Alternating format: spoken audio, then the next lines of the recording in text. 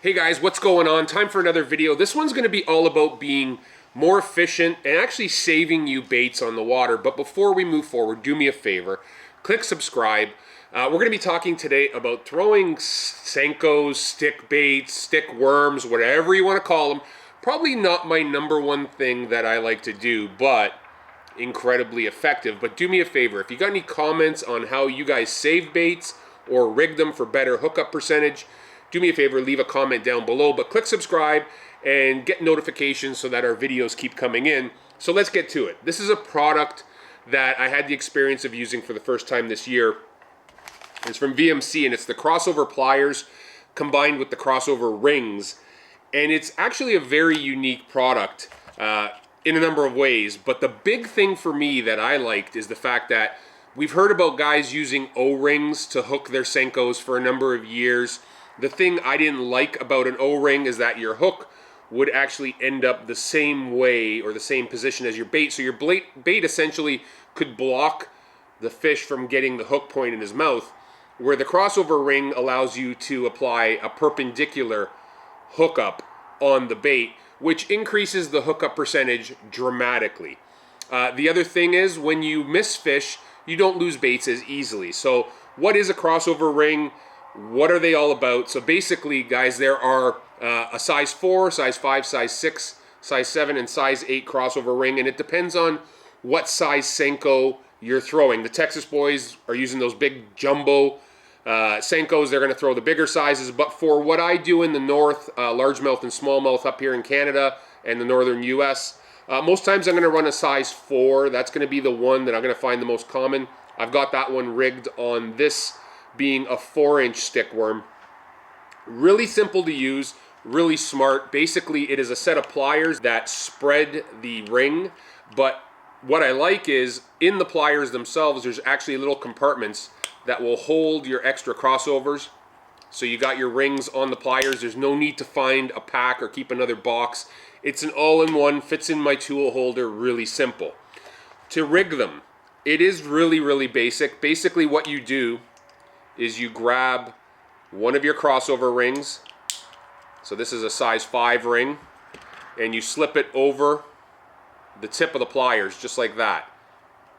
And then when you squeeze the pliers together, it will open the actual ring. So if I grab a full-size Senko here, this is a 5-inch Yamamoto version. I'm going to take the skinny part of the tail, I'm going to open this up, and I'm just going to slide this up and through until it gets past it. And then you just grab it, drag it down until you get to about the middle, and then you just slide the ring off the pliers and then slide the bait out of the pliers. So now you've got this ring, and you can adjust it wherever you want to the middle of the bait so that, you know, when your bait's hanging, it's going to hang that proper wacky style.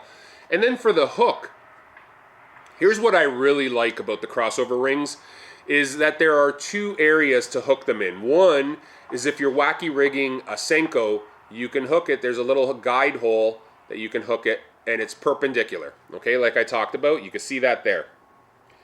So that's going to give me the maximum hookup percentage.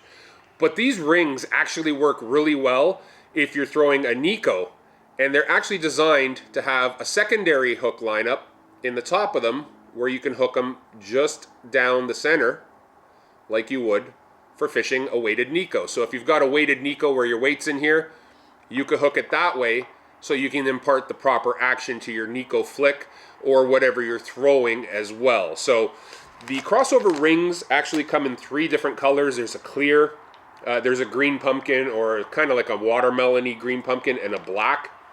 Guys, if you're going to go do something like this, here's your benefits right off the bat. One, you're going to lose far less baits.